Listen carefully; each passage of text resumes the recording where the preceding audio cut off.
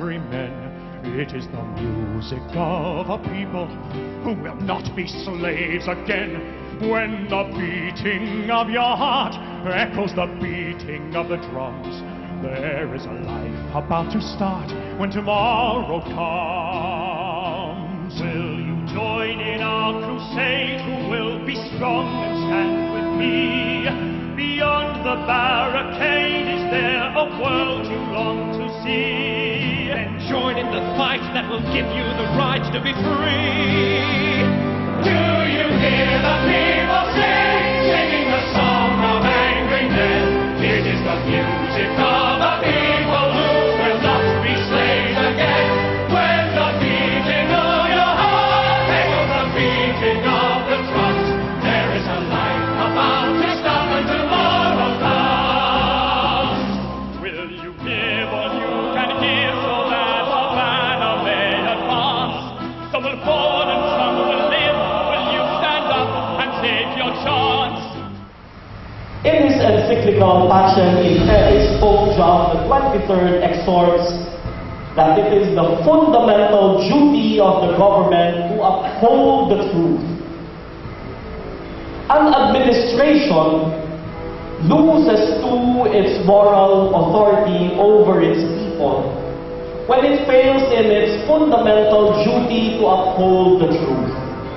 When it is constituted by an ethos of falsehood, when a pattern of negligence in investigating the truth, suppressing the truth, and harassing those who proclaim the truth is reasonably established, then a government, in principle, loses its right to rule over and represent the people.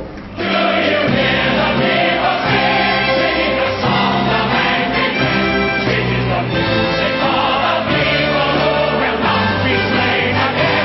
When the beating of your heart echoes the beating of the drum, there is a life about to start when tomorrow comes. So this is really humbling that so many people are tearing. Kasi po nung ginawa ko to, I was just trying to save my soul. I didn't know I'll save a country's soul.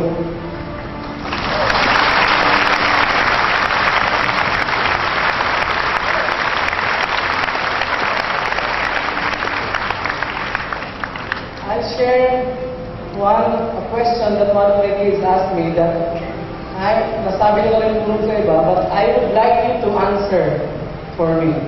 I cannot answer it. Sabi niya, Papa, if it's true that you did well to the country, why are we on the run? Sabi niya, bakit kung tayo gumawa ng mabuti sa bansang to, bakit tayo nagtatago? Ganun po ba ang gusto natin ipakita ang leksyon sa mga anak natin? Kapag gumawa ka ng mabuti, kayo magtatago? Ganun po ba yung leksyon na gusto nilang makita? Na kung yung mga nagsisinungaling, yung nagnanakaw sa bayan, yun ang dapat nire-respeto, yun ang nasa magagandang pwesto. Yun po ba gusto nilang itulong namin sa mga anak natin? Sana yung bayan, Kristiyanong Pilipino, natutulong po tayo na turuan natin yung mga natin ng tama. No? At sana po yung papamana natin ipunan sa Pilipinas.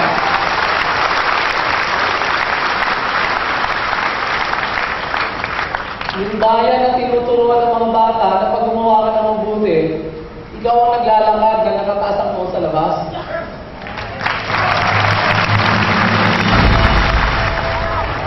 Tuloy-tuloy ang laban ng mga eskola ng bayan! Kabataang Pakabayan sa Tugong Bandila at sa pagsulong ng kinabukasan ng ating bayan. Ang magnanakaw ay takot sa kapwa magnanakaw. Bakit tayo matatakot? Hindi naman tayo magnanakaw kagaya ni Gloria. Ang mga Kristiyanong kabataan patuloy na nakikitangkot, patuloy na lumalaban. Assalamualaikum warahmatullahi ta'ala wa barakatuh. Kami po sa Liga ng Kabataang Moro o Kabataang Muslim ay nagnanais ng katotohanan at tunay na pagbabago. Takbir!